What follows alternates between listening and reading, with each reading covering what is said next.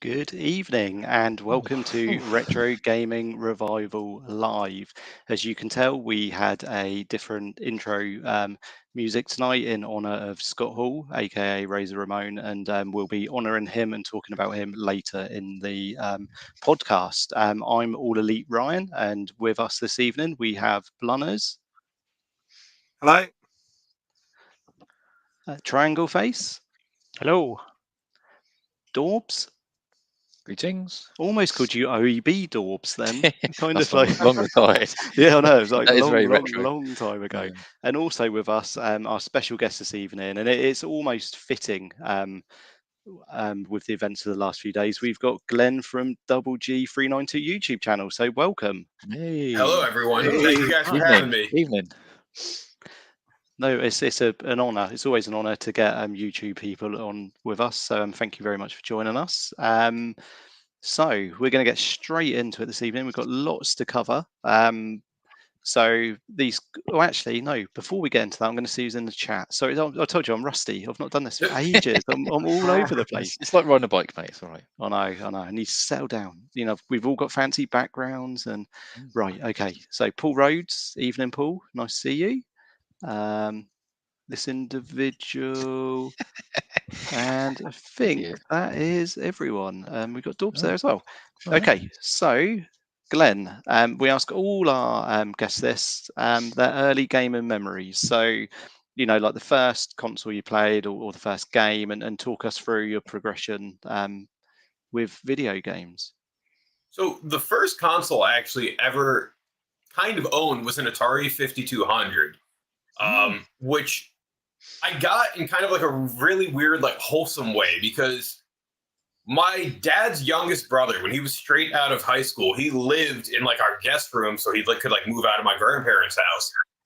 And him and I were always super close. So when he finally moved out, giving me his Atari was like the goodbye gift.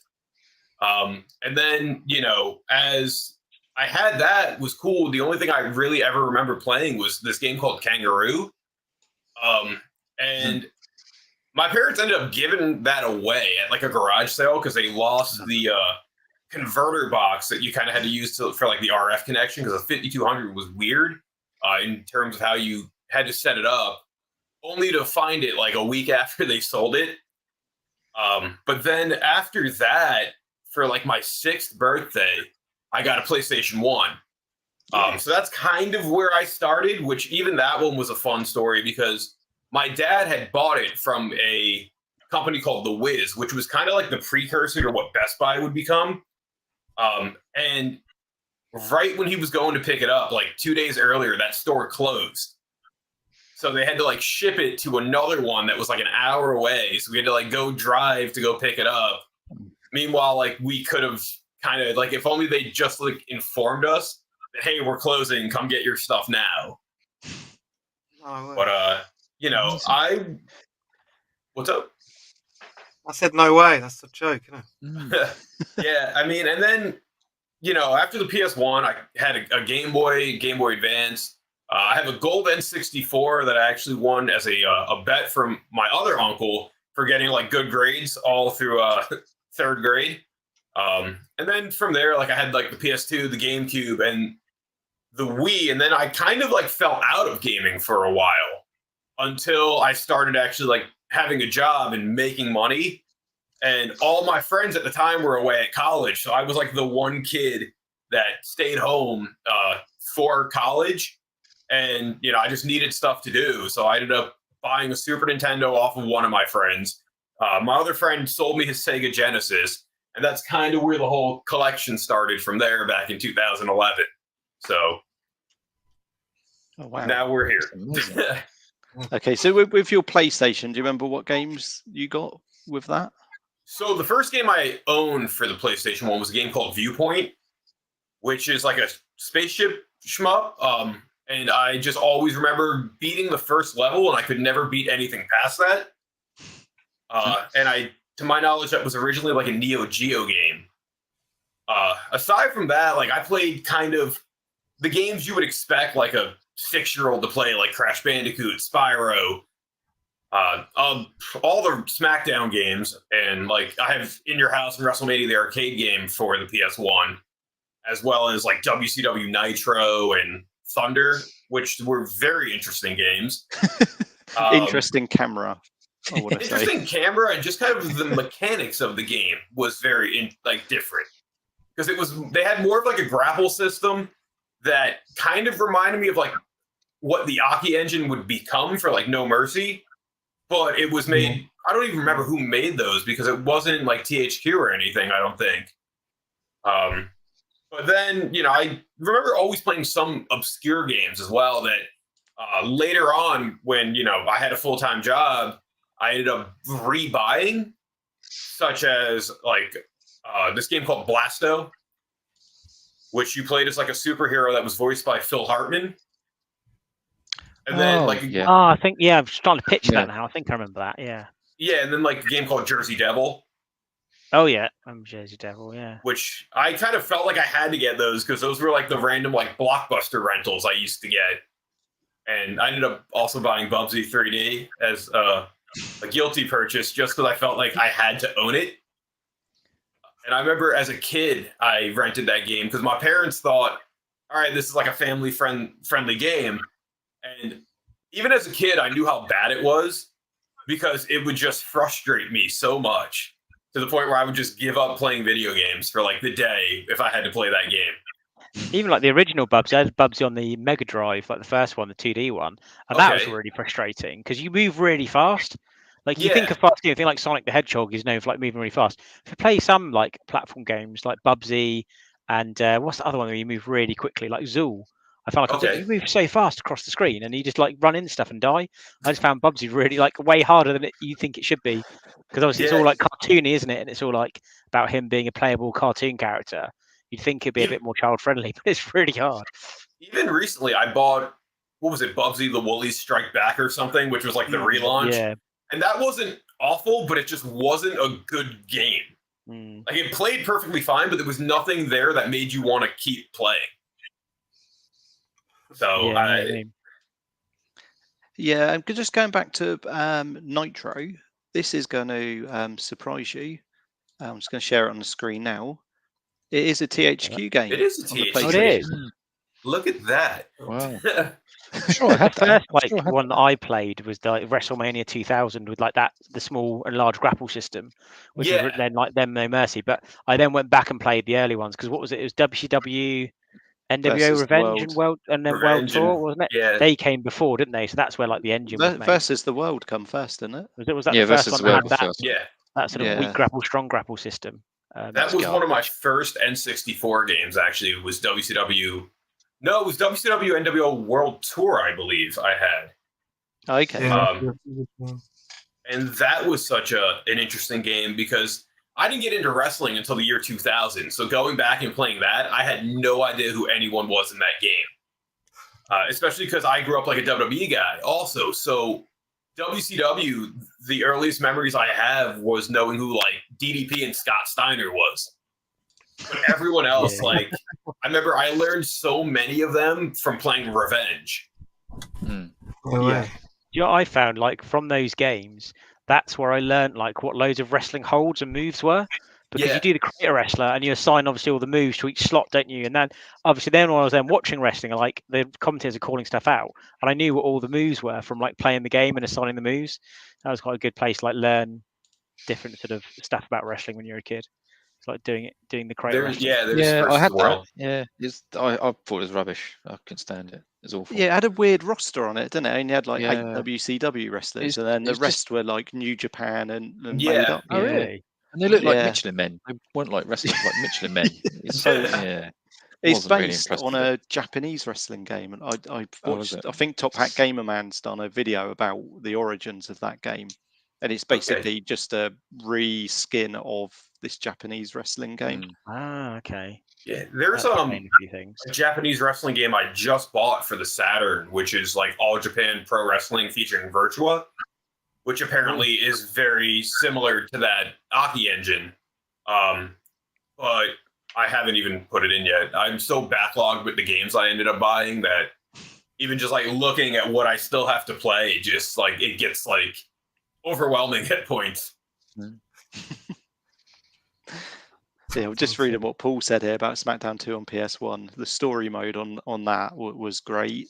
Yeah. I remember being at college and I had a memory card with like 8 like my friends on it, creator wrestlers, and my other mate had a memory card with 8 other people on it. And yeah, it used to be brilliant. You used to be able to put everyone in the season mode and they would all mix with each other. And I hadn't thought about that until you just mentioned it. I completely forgot that the earlier SmackDown games had like a multiplayer season mode. Because you could do it, couldn't you? Like I think we did. I can remember doing it once, like a 4-player, and we each had a character each, and then did a season. But, like we kept on going like a really long stints of having like no matches. So you just like skipped entire shows constantly until we finally had a match. And then with the early SmackDown game in itself, you would always just have random like backstage interviews that had nothing to do with anything. Yep. Yeah. They were just cutscenes to be cutscenes. What about the cutscenes from Warzone? You used to get like the little promos they did, didn't you? Yeah, they were the best. That was good. Ahmed Johnson ones are amazing. If you can get them right. You don't understand what he's saying. You can't. He's like, I've got a feeling this show is going one way, and it is going towards wrestling. It is. It's like a wrestling special, isn't it? Yeah, I think in SmackDown 2, Big Show isn't a playable character, but he does appear in the Royal Rumble when you play it randomly. I think there's the glitch for that to happen, but like his name doesn't even show up. No, it will just appear in like pants and just I still find it funny that in No Mercy they replaced everything that was Big Show based with Stevie Richards of all people. Yeah. Like what a complete 180 of like who's supposed to be there. Like they couldn't take another main event character, they just put the dude from Right to Censor. Like that's a weird one. No, I didn't realize until recently I had a version of No Mercy, and I don't think I really gave much thought of time, but you could do like first blood matches and things like that, and you could bleed in it. But what would happen is the wrestler would touch their forehead and look at their hand and react as if they were bleeding, but there was no blood. Yeah. And I was like, there's just no blood in the game. I didn't really think anything of it. We were chatting with Larry Bundy Jr. when he came on our channel, and he was like saying, there was a bug in the game, and they did a patch. And apparently the patch fixed a bug, but then caused it so that the blood didn't show up or something. I was, so that's why my version of the game would be a patched version then. I've got the original one where it is bugged, where basically it just wipes, everything just gets wiped. Oh no. But I have actually 2 copies of the game because the first one I had did that to me, and I thought the save feature was just broken. And my sister's boyfriend at the time just had a cart, and he was like, "Here, have mine." And I'm like, "Oh, okay." So now I have 2. I bet that's worth a fortune now, even though it's bugged. It's probably more expensive than one that actually works. Yeah, probably, yeah. Okay, just before we... sorry, Glenn. I was going to just say the cost of retro game collecting these days has gone skyrocket through the roof. Yeah. It's crazy. Oh, it is crazy. As Dorbs has requested this, I'm just going to try and play this Ahmed Johnson promo for you. Let's do it. Now, let me get Google Translate up quick. I was going to say that. Stop the real superstar in WWE. I'm going to be you, and no one going to come say you're sorry, cars. Just make sure you got plenty of insurance, punk. I heard punk at the end. Is he selling? I heard insurance. I don't know. Is he trying to save insurance? I don't know. That's what I kind of got out of that. Yeah. Like you get like little bits and pieces of what he's saying, and then the rest just doesn't make sense. Yeah, exactly. Well, we saved the next promo for a little bit later in the show. I think there's probably 2 or 3 more that we could play. Okay, so do you have a favourite game and system? They don't necessarily have to be on the same platform as one another, but I'm going to guess that it's going to be a wrestling game. So, no, actually. Oh. One of my favorite games of all time is Tales of Symphonia. I got hooked on JRPGs maybe like 7 years ago, and that's one of the reasons my backlog is so high, because of just how much time you have to dedicate to them. Yeah, they take a long time to get through, don't they? So yeah, and the other day I just beat Tales of Arise, which is like amazing. In terms of system, I've over the last like 5 years become very partial to the Saturn and to the GameCube. like the Saturn I ended up buying in 2014, and it was the console I never thought I was going to own because I couldn't find it anywhere. And then I went into one of my local like retro game stores, and they had it, and I was like, it's now or never. I need this. And it's, you know, when I started collecting for that, the prices weren't through the roof yet. So I think I got it at like the perfect time. Because I got like Panzer Dragoon 1 and 2 really cheap, and Saga was still like expensive. But now like 1 and 2, if you look on like eBay, their prices are through the roof too now. Yeah, it's expensive. So it's Pricey upsetting to know that like trying to collect for it is just kind of like you have to put like a whole paycheck aside if you want something for it. I'm looking at Dorbs because you're mentioning these games, and Dorbs' knowledge of games is like, you know, Mel B's Dance Grooves, Britney's Dance Groove, Mr. Bean, Alvin and the Chipmunks. Yeah. Cool. So would that be your favourite game and console then that you've just? Yeah. So Symphonia, I definitely want to say is probably my favorite game. Aside, Persona 5 though also got me when I played that. But console wise, I want to say it's probably like the GameCube. Just because I had it as a kid, but I only really knew like the games everyone knew, like the Marios, the Pokemon games. I had both Day of Reckoning games, and going back to it like now, I realized there were so many games in that catalog that I had no idea about until like I actually started researching it. Yeah, what were the Day of Reckoning games like on the GameCube? They're two games I've never played before. But it's Stacy Keibler's on the cover, is that right? On 2, I believe she is. Yeah. But they're very much like the spiritual successors to like the No Mercy and like WrestleMania 2000 games, because they have like the grappling system. They're very arcadey, is the way I want to put it. Because you could be in the midst of a move, and if someone wanted to come and just like punch you, it would break the whole move up. And like you could be in the midst of like a suplex, and if someone hits your character, you're immediately dropping the guy. So it was such a formula that I wish they would go back to, because I think like the modern wrestling games are so much more like simulations versus that arcadey fun that the 2000 games were. I think 2K22's getting there. I think it's quite good. I think it's a lot better than the last few 2K games, definitely. Do you know what? The graphics on that game just look ridiculous. Like there's some points I'll be watching a video of it, and like for a moment I'll look at it and it'll look like it's real, and then my eyes will adjust. It's like, oh no, you can tell it's a game. But like for little moments, you look and think, hang on, I feel like I'm watching something that's actually real. The graphics then, like, are good, but just they can then never it moves. Never get faces right, can you? I think. Or hair. Yeah. They never get hair right. But it's the nearest I've seen of like CGI looking real. Yeah, Fantastic. it's really yeah. I used to really like I think it was probably on either WrestleMania 2000 or No Mercy. I can't remember which one I used to do it on. There's quite a good like collision detection with like the weapons.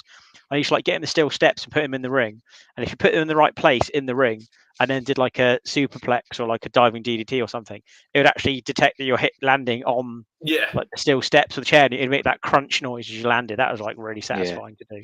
I mean, with 2K22, I've been playing it recently, and like one of the things I'm enjoying about it is such like a subtle thing in the Rey Mysterio showcase, where as you hit certain moves like that are like the objectives, it transitions like so seamlessly into like the actual footage of the match, and then it'll like transition right back. And I thought that was such a cool like touch, how they were able to just like go right into it. Yeah, see, my experiences of 2K22 are different to yours. I've got a 7-year-old daughter who's like really into WWE. So we play women's elimination chambers a lot. Okay. We do women's tag team matches a lot. We do women tag team matches a lot. But that's just your picks, isn't it? What about? If we do men, she has to be Brock Lesnar or Roman Reigns because they're the best two on there. And all she does is just hammer the hell out of the square button, which is just punch. Yeah. But I like how they've changed up the control scheme again as well too, because you have kind of like the soft and the hard grapples versus just trying to do like the analog stick, like the 2K20 was. I hated the analog stick to do the Yeah. moves. It's just like you. What is it now? You press 0 to get into a grapple. I don't know what I'm showing people. People know what grapple is. That's the worst grapple ever. What's that? Press 0 to get into a grapple, and then press square or X to do a low, like a weaker move or a more powerful move. It's kind of gone the route of what's the wrestling game? Fire Pro. It's kind of gone that way a little bit, which I quite like. Fire Pro. I had Fire Pro. I have Fire Pro World for the PlayStation 4, and those are some difficult wrestling games. Oh, they are. They take ages to do a match as well. And I know it's trying to be realistic, but I haven't got 35 minutes to do one match in career. Count out. I can't remember which one it was. It was one that came out. I think it might have been something like 2K17, maybe. But I had a copy of that because I think it came out on like Games with Gold.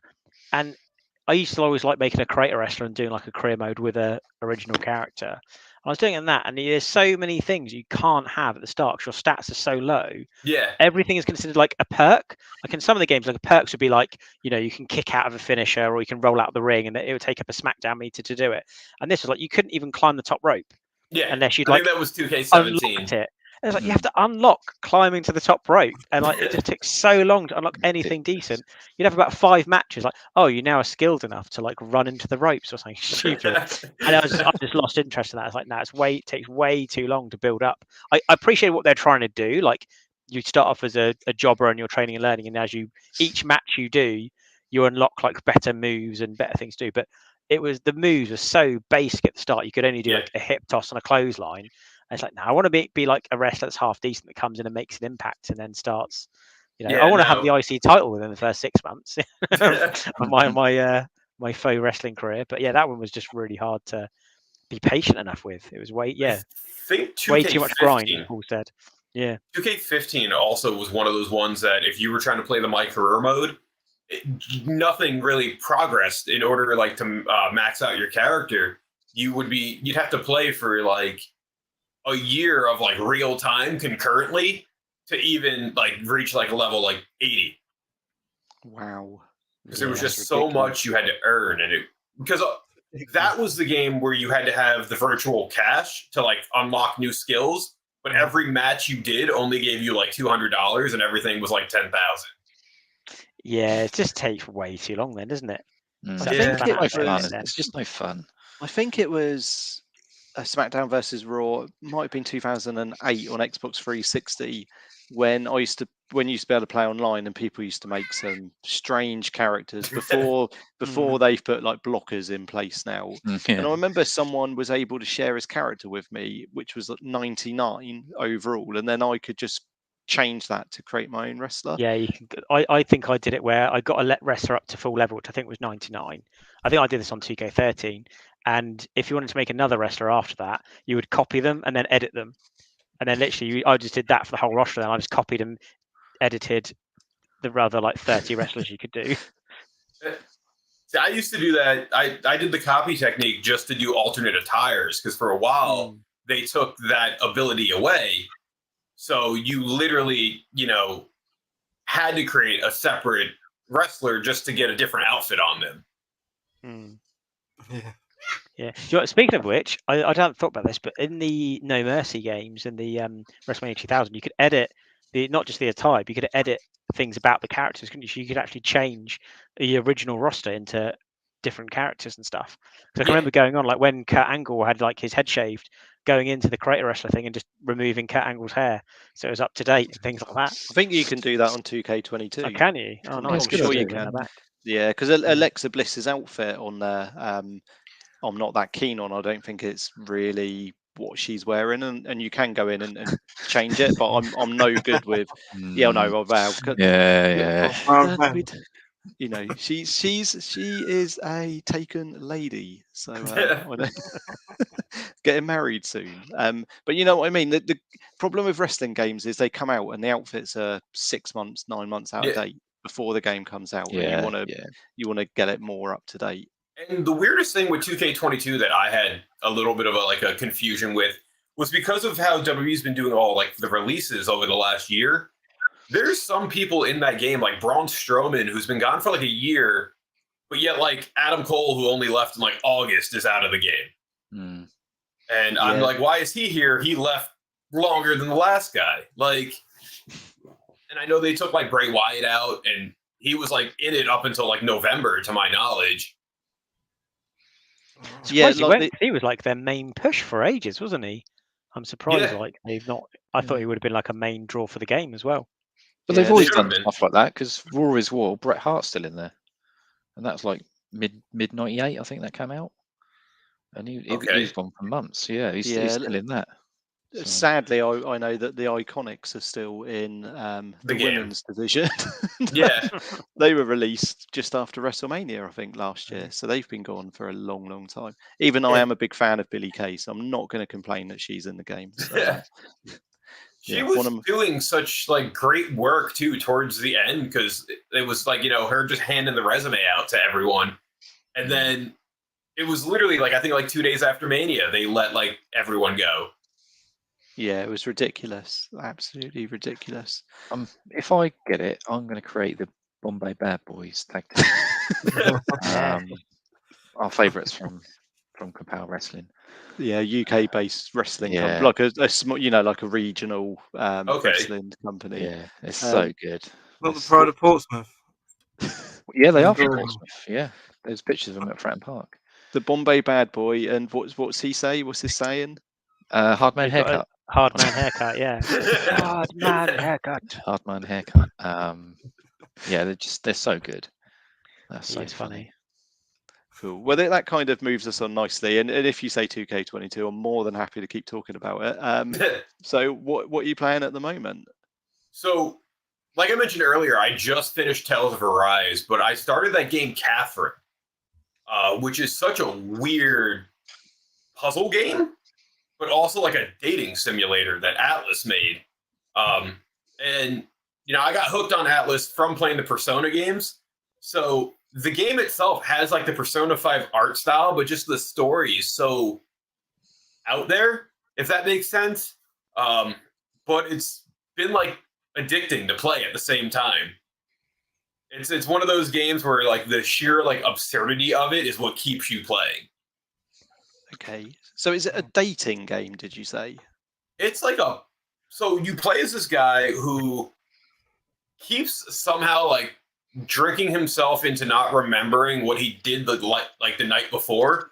And he has a girlfriend, but he keeps waking up with all these like other women and trying to figure out what's going on in his life. What's this called? Catherine. Everyone's running it down.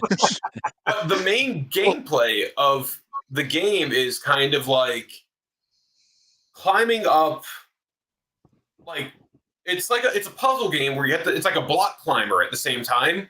So you like start it, and I guess they say the puzzles happen in things that are like nightmares, so it's all kind of like in his dream world, and it's like running away from all the things in his life that's like bothering him. But in dream mode, this guy has like horns coming out of his head, and it's just so strange. It was originally like a PlayStation 3 and like 360 game, but 2 years ago they brought it to modern consoles. So I have it for the Switch, and it's fun, and it's just so strange. That's the easiest way to put it. It's so weird that it's good. What's it called again? Catherine? Catherine? Yes. Tim's do you know, like... do you know what?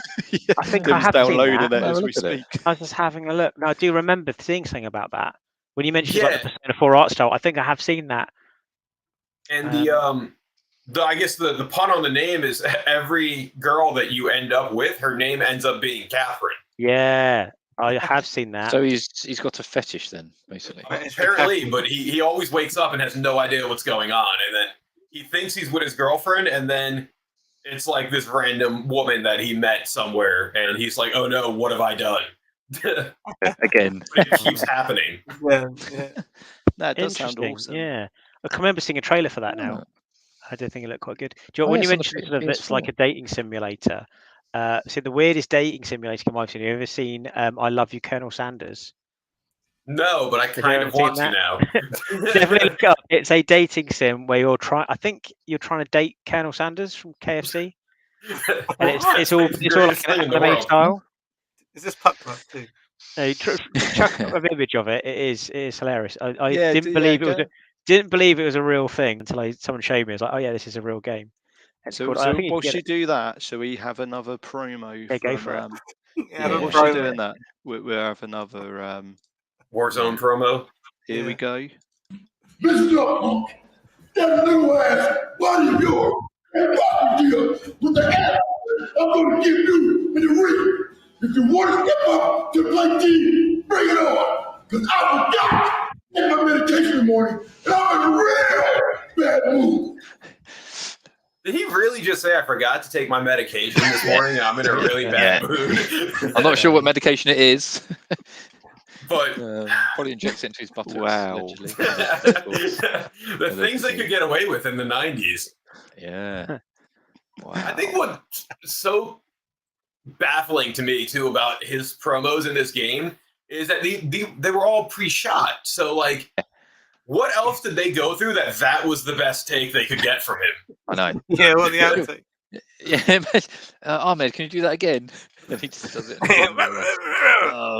Just go with the first one. Size of him, you wouldn't want to tell. You'd be like, first step, oh, brilliant, Ahmed. Yeah, got every word of that, mate. Yeah. Oh, it's the original Scott Steiner promos. Yeah. Oh, great. Have you found it, Tim? I found a picture. I'm trying to get it full screen, so I might just say open it somewhere else. Let me save it and open it. That'll do, and you can I can share my screen. We're eagerly awaiting here. We're eagerly awaiting. No it's going to be a real. Yeah. It's probably going to put me on Steam afterwards. There we go. Hang on. Oh, I still did it really small. Never mind. I'll share anyway. But it's a really small picture. There we do. Share screen. That one there. There we go. Paul's got a link. Tim, I got a link. How do you put it in? There you go. Zoom in. Let's see zoom in. There you go. Oh, here we go. Colonel Sanders had a bit of a glow up. Yeah. He looks a bit younger than his picture. Yeah, he looks a lot younger. Doesn't he? Yeah. There you go. What wanted to play a dating simulator to date Colonel Sanders. There you go.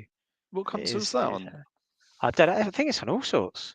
No, stop sharing the screen now. There you go. Wow. Okay. Oh no, that looks like an anime you would see like logging into Netflix. Yeah. Yeah, definitely. I'm going to show this other picture here now. Actually, looks like a show Nick Lachey would present. I imagine. Right? Yeah. Okay. Pot pie power pinch. Wow. There you go. I don't quite know what's involved in the game. So I've not played it. But just be careful, Tim. If you don't know what's involved. Free on Steam. Yeah. Be careful what you're clicking on, mate. Yeah. To you.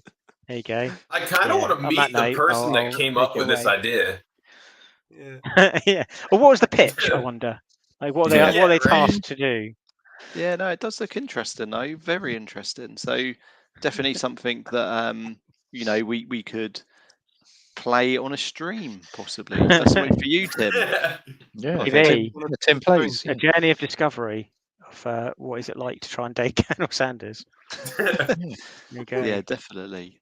Okay, right. What have we got in the chat here? Oh, here we go. Paul Rhodes. I might download it. Maybe I'll stream it. Yeah, I think you should. Do it.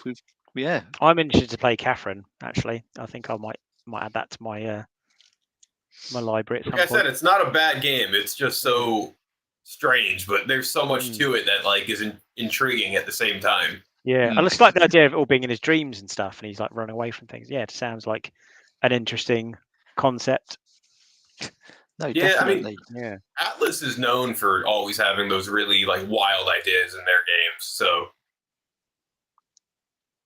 Yeah, that's definitely something to look out for. And Tim, we will expect a full review on the next stream. Yeah. Tim reviews. I'm looking forward to that. Yeah, I am as well. Completed as well. Not even. Fried triangle face. Get the platinum trophy straight away. Yeah. Dear. Okay, right. So, what you're known for, Glenn, is your YouTube channel, Doubleg392. So, do you want to tell people here what your YouTube channel is about and what upcoming videos you've got? My channel in itself is kind of like a variety channel. I made it about 5 years ago just as something to do. The channel actually originally started off doing like food and drink reviews as I would see them, just because I've always been someone who, if there's like a new flavor of something, I have to grab it and see what it's like. And I have so many friends that would always just kind of stick to the basics. Like if like Coca-Cola came out with something new, I would grab it, but a lot of my friends would just stick with classic Coke and never kind of go out of there. And then it just kind of evolved because like everyone who I knew was always like, you have such a big game collection. Why don't you do like gaming stuff? So I was like, all right, cool. If that's what people want to see, we'll do that. And then, I do like cooking videos as well, just because I've always been a good cook. A lot of it basically comes down to me just doing me, if that makes sense, and seeing like who thinks I'm interesting enough to watch. So, I got my wisdom teeth out like a week ago or 2 weeks ago, and I did like a video log documenting the recovery and all that. All of them? Just one. I was lucky enough. Yeah, I had one, and that was enough. Yeah. Yeah, I ended up being awake through the whole surgery. So. And then is that on there? The surgery? Could we? Yeah. Oh no! He's there like that. I was like, the content creator in me was so contemplating asking the doctor if I could record it, but a part of me is like, I don't think I want to see that. Yeah, of course. But I just did like another cooking video earlier today, doing like corned beef and cabbage because tomorrow is St. Patrick's Day. So I kind of whipped that together because it's been like 2 months since I did one of those, and that was another like series that kind of initially started in the early days of my channel that I just kind of fell out with because I never had time to like record the different parts, edit it, put it together. And now with being home so much because of the pandemic, I was like, I might as well just bring stuff back because I have all this time now. No, awesome. And you've also had a friend of ours on your channel as well, Lady Decade. So how did that come about?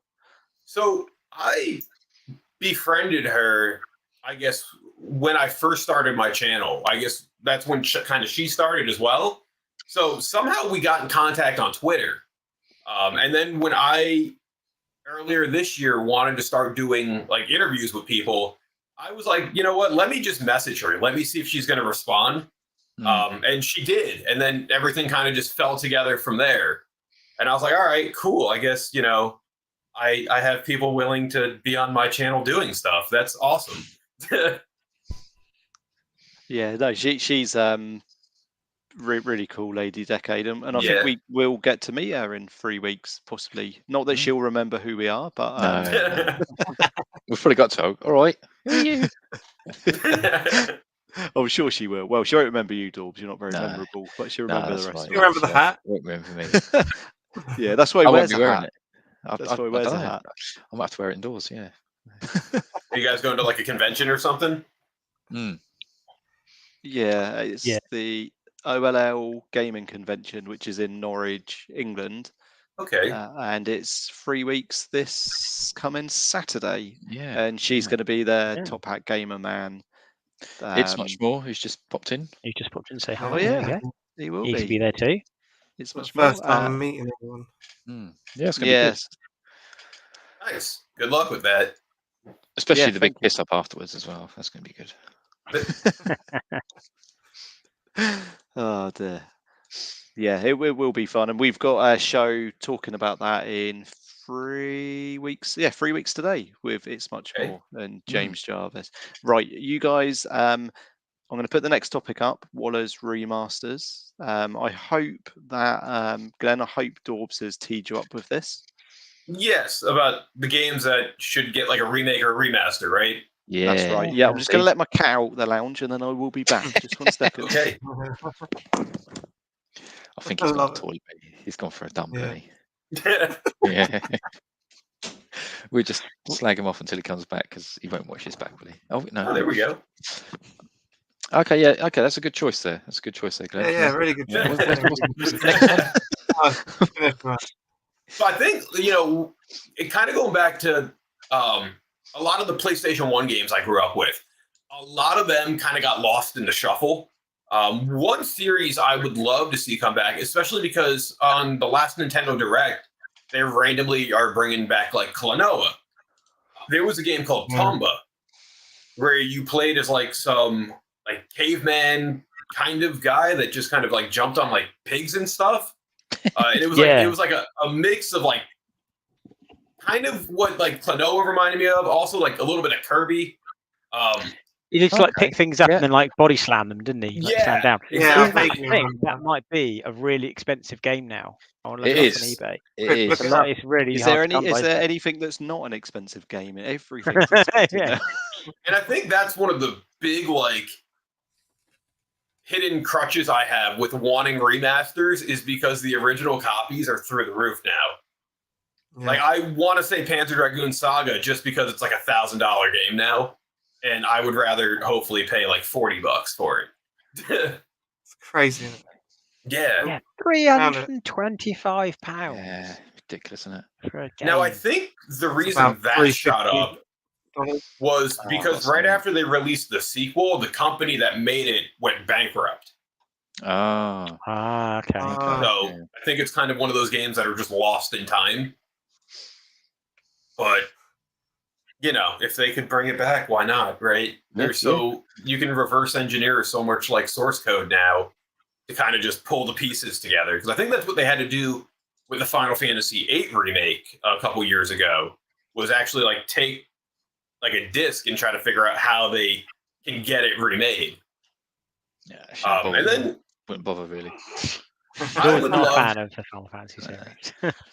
I would love to see them do like HD remasters of like the Breath of Fire series. Yeah, that'd be good.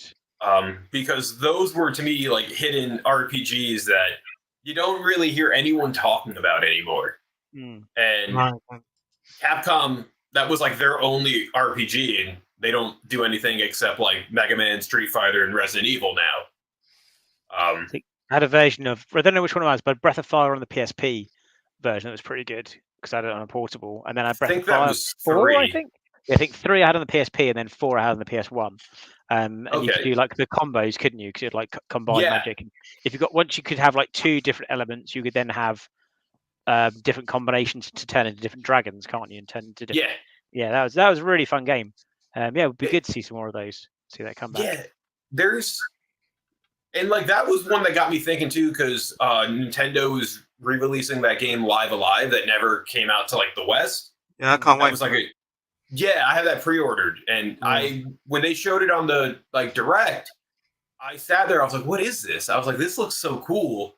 And then I'm so happy they're doing a physical release of it as well, because I'm not a big fan of digital-only games. Like if a game comes out and it only has a digital version, that's the only way I'm buying it. If there's the physical option, I'm getting the actual game. Yeah, totally. Yeah, that's something that Ollie says. He's not with us tonight because he's not well, but I think Ollie always says that the only way he buys a digital game is if there's no physical release. Yeah, he's all about physical media. Me too. I mean, all these games I have behind me, I've never traded in a game. It's just stuff that, in a way, it's almost like hoarding, but like. I really wish I could say the same. I wish I didn't trade in so many games. I think it's really the PS2 era was when I was probably like sort of in college or uni and couldn't afford to buy games as easily. And Game just did loads of offers where you could trade in like any 4 games, and you could get like the most recent release for free or for next to nothing.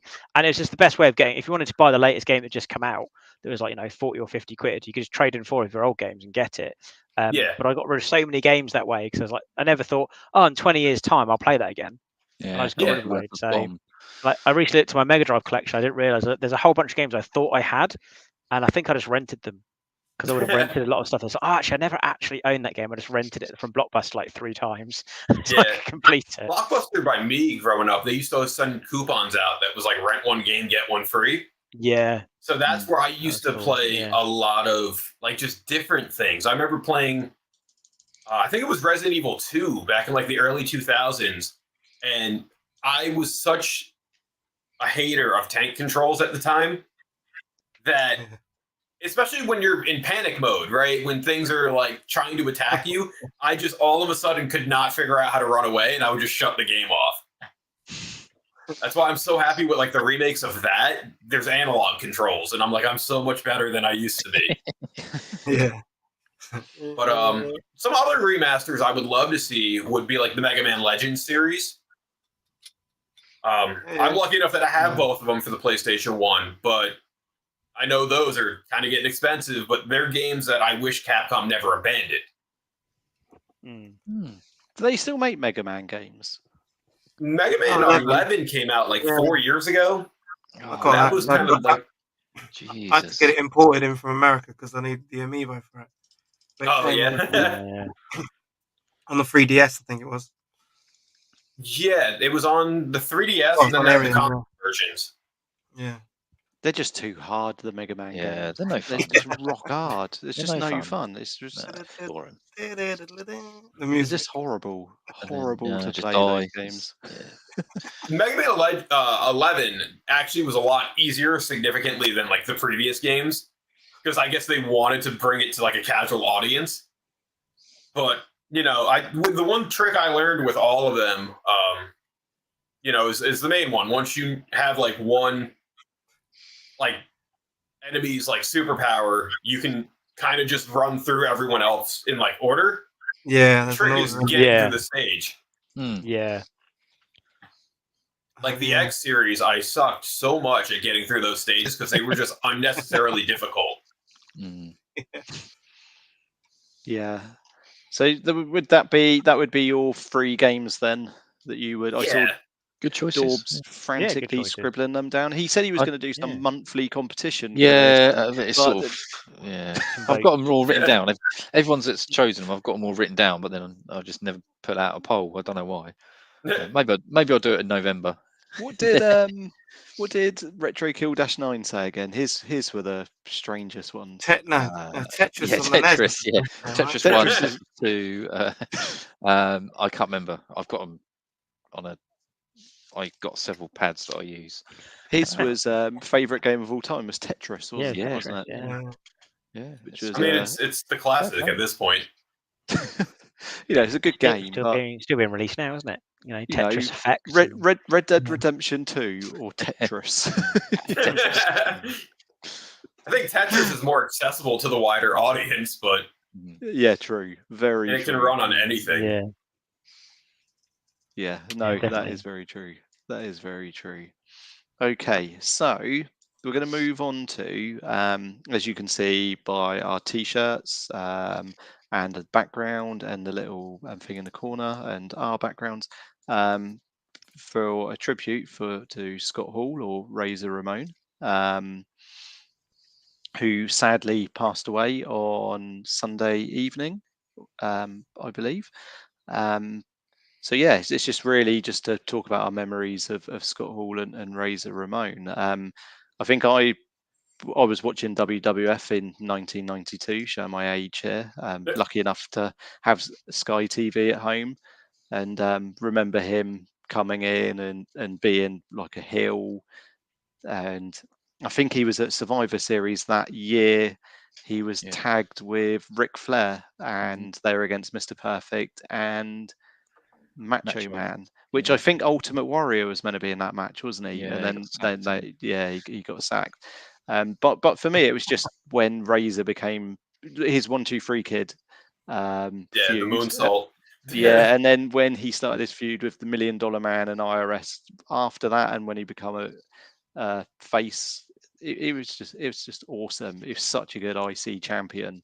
Yeah, and it was just massively disappointing he never got the world title because he so deserved it, and I don't understand why he never got elevated by Vince to that point, because he did have a world title match at I think Rumble '93 against Brett, I think. Yeah, which was like in his early run, so he was never going to win that. But just open it up to you guys for your memories of Scott Hall or Razor Ramon. So mine would have been obviously the iconic ladder match. Was that? I can't remember which WrestleMania that was. 10. 10, yeah. And then when he turned up on WCW, because we used to watch it because we used to get it for free on old TNT over here, literally just switched, and then you'd get I remember them just turning up, and everyone was like, "What the hell?" Like as it was happening. So I managed to witness all of the NWA stuff as it was happening. So cool. See, why does everyone remember his WrestleMania 10 match? Why don't they remember his match against Bob Backlund at WrestleMania 9? His WrestleMania debut as well, yeah. His WrestleMania debut. I was very surprised actually to read, because I did look at his career highlights after the news, and I didn't realize he'd never actually won the big one. Didn't realize he was never world champion. I always considered him a main eventer. Whenever I look at any of the old clips and footage and stuff he was in, I just thought he was always in like the main title picture, because I think it was a little bit before my time. When I started watching wrestling around the time that the main draws were like The Rock, Stone Cold, Mankind. Yeah. I think just before, I think one of the earliest pay-per-views I caught was that I Quit match with The Rock and Mankind, when they were having that feud. So yeah, probably around then. So, but I've gone back and watched a lot of the old stuff. So when you get things like WWE Network, go back and watch old matches. I've seen a lot of Scott Hall stuff since, and yeah, I was just surprised that he hadn't been champion, because I thought he would have been. And again, same as Blunners, I think that ladder match he had with Shawn Michaels is one of the best all time. Maybe not just best Razor Ramon match, just best match in general. A lot of people consider the return match better. No, I don't. I think the one at SummerSlam. Yeah, a lot of people say that's better, but I don't think it is. Was that the first ladder match? Or wasn't there somebody? Was it Bret Hart? I think. Sure, I might get it wrong. Yeah. He had a ladder match Bret against Hart's somebody. idea. Yeah, didn't he have a ladder match with somebody on like a house show, which wasn't televised, and they basically ignore it, and then the match with Shawn Michaels and Scott Hall was considered the first ever ladder match, or something. Yeah, it's wild, because I mean, about 5 years ago when I started the channel, I had like a little mini series of like wrestlers who never had the championship that should have, and my main pick was Scott Hall, because especially in that early 90s era, he had the gimmick, he had like the talent, and he had everything that should have made him a champion in the early 90s. And for some reason, he was just always regulated as like the mid-card guy. But I mean, it was ironic, because I started watching wrestling in 2000. So at that point, he had like just left WCW, and I had only seen his matches from going to Blockbuster and renting like the early 90 pay-per-views to try to learn wrestling, you know? So I knew the Razor Ramon character, and I was just so hyped in 2002 when the NWO came into WWE. And, you know, I finally got to see like Scott Hall, like, I guess you could say like face to face in a way.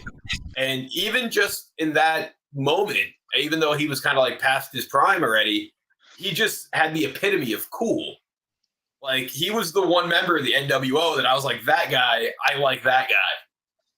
Versus like, you know, everyone wanted Hogan back, and I was like, it's Hulk Hogan. Like, you know, and then for that Mania match, for him to be against Austin, which are the two people that got me basically into wrestling, as disappointing as that match was, minus the stunner sell job, you know, that was like a dream match for me at that point, because like Scott Hall was kind of like Attitude before the Attitude Era was there as well. And then Steve Austin was like the epitome of what the WWF was after Scott had left. Yeah. Yeah, definitely.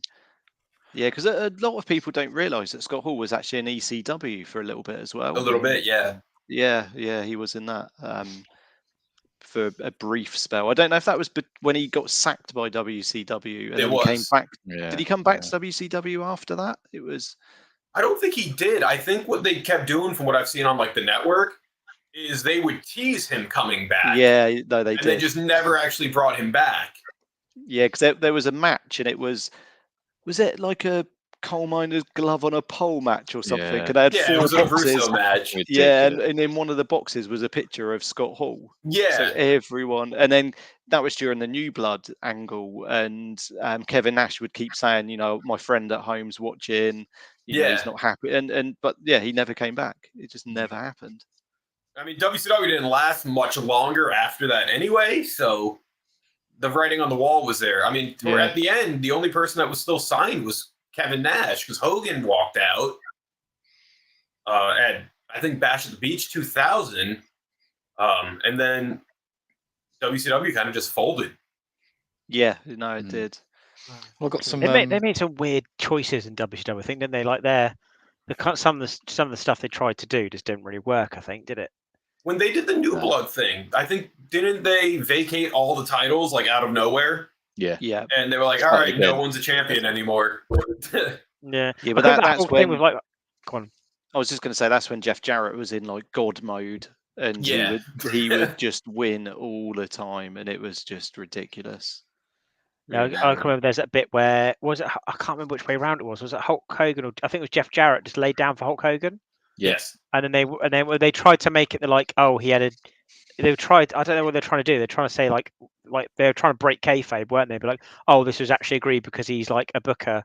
I was like, yeah, but you're actually just breaking kayfabe. Then it's not gonna. Like, I think it was because Hogan had weird. Hogan had the creative control, and I think he didn't want to lose to Jarrett. Yeah. So I think what it ended up being was I think Vince Russo told Jeff Jarrett that, well, he wants to win, just go out there and lay down, and then it makes Hogan look like the idiot, you know? Yeah. And then that's when Hogan walked out, was that match. So he did.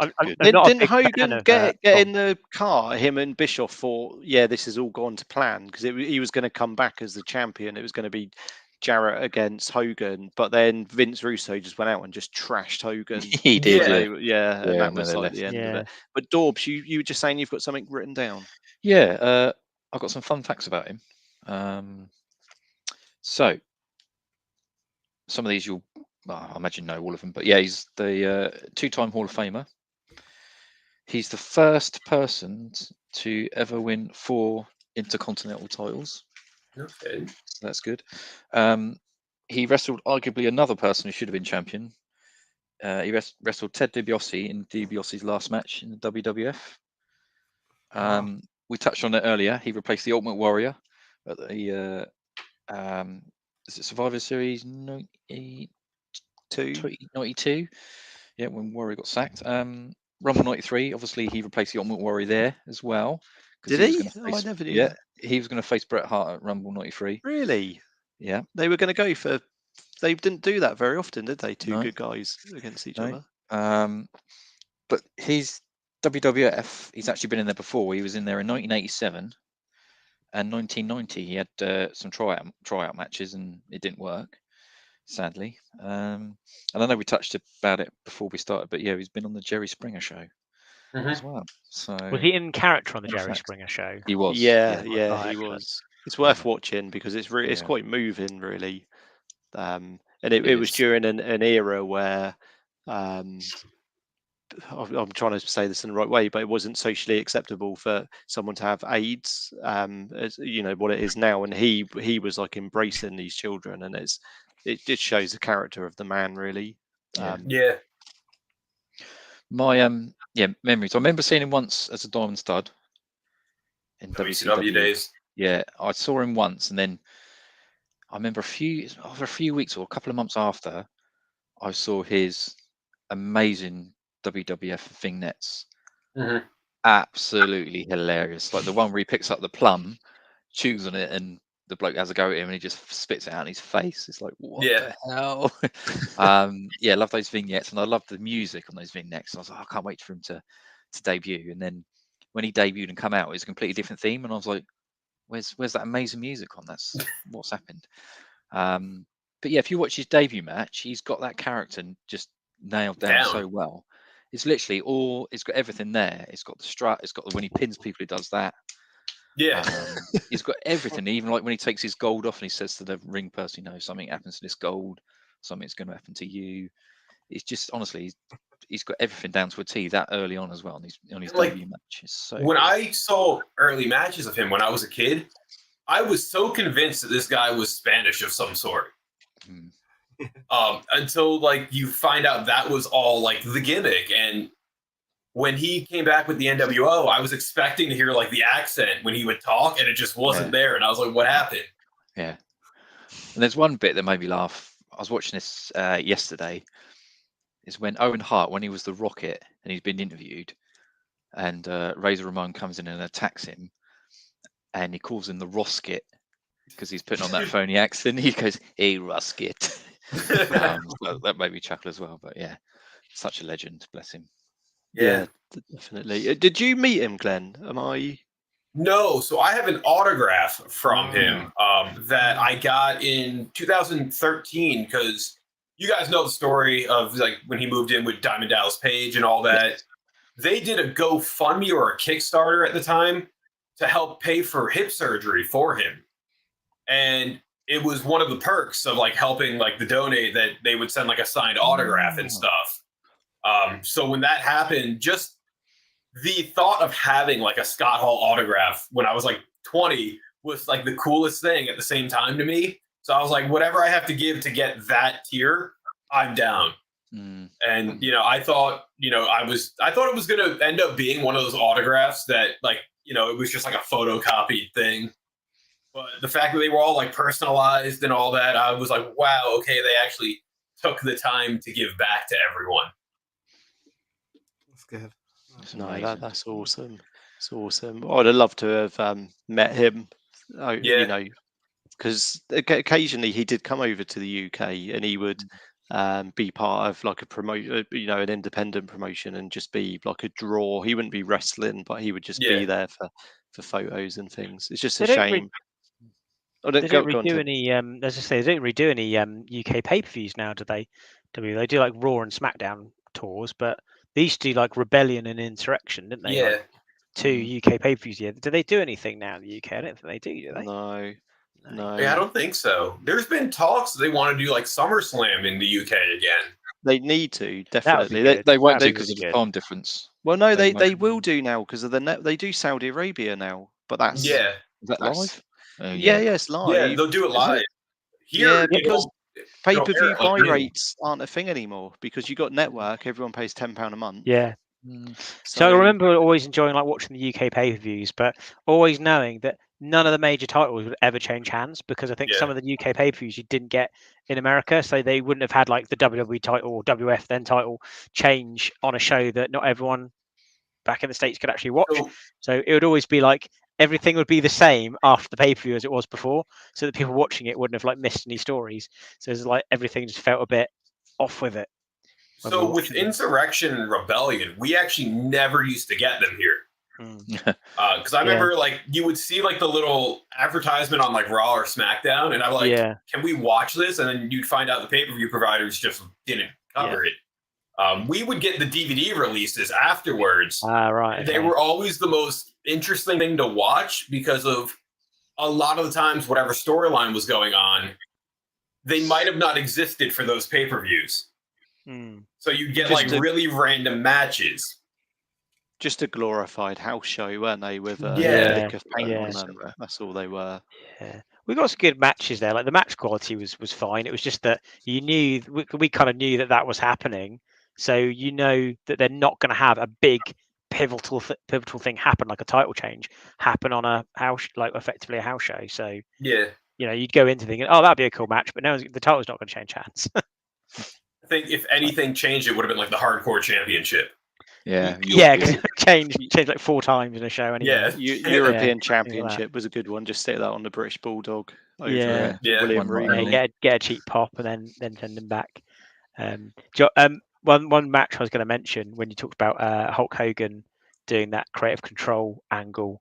It reminded me of a story I saw about Shawn Michaels wanting to have like a best. I think they're going to do a best of 3, and Hulk Hogan was just like, "No, I just want to have one match and win." And Shawn Michaels was like, "Oh, well, we could do this match at SummerSlam, then we could come back, and then we could end like the feud at WrestleMania." And he's like, Hulk Hogan was like, "No, we'll just have one match and I'll win it." So Shawn Michaels was like, "Okay." And I watched this match not knowing that story and didn't really think a lot of it. I thought, Shawn Michaels has been a bit weird in this match. I then heard about that story and went back and watched it again.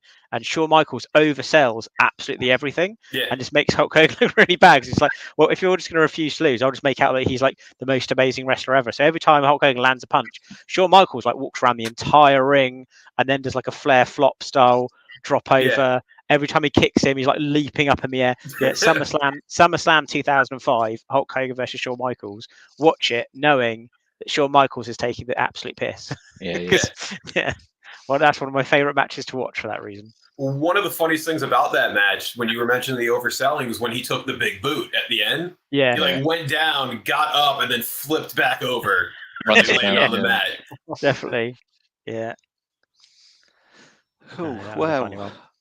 on that note, it's been brilliant having you on the channel, Glenn. Thank you. It's been a real honour. I think I say this on behalf of all of us. We'd love to get you back on for a wrestling special, maybe a wrestling game special. Down. Yeah. It was a wrestling game special for the most part. About wrestling games. But we're you know, we'll do a top 10 wrestling game pre I don't know, a year, and between us we'll count them down to number one. It would be great to get you on there for that, and we just talk wrestling for a couple of hours or something. That'd be great. Yeah, definitely. So thank you very much for joining us. Thank you guys for having me. Yeah, thank you. And thank you, Blunners. Thank you, Triangle Face. Thank you, Dorbs. And great intro, by the way, as well. Yeah, really good intro. I loved it, and the little in memory of as well. Ooh, it's quite emotional. Yeah, no, it's cracking work on that. You know, to me, like Scott Hall, Razor Ramon's my favourite wrestler of all time. So Ryan, you haven't shown that what you got in the box with your box. In the what? Sorry. You got that boxed. Yeah, you had the thing behind you, but you can't see it because you're. My little wrestling figure. Camera, yeah, there you go. Yeah, it's not really that collectible. You can't really see it because of my background. It's disappearing. There we go. That's so cool. Yeah, I would like to have got that signed, but I will treasure that forever. But just remember, we're going to sign out now. But just remember, hard work pays off, dreams come true, bad times don't last, but bad guys do. So good night, everyone, and we will see you in a couple of weeks. Good night. Good night.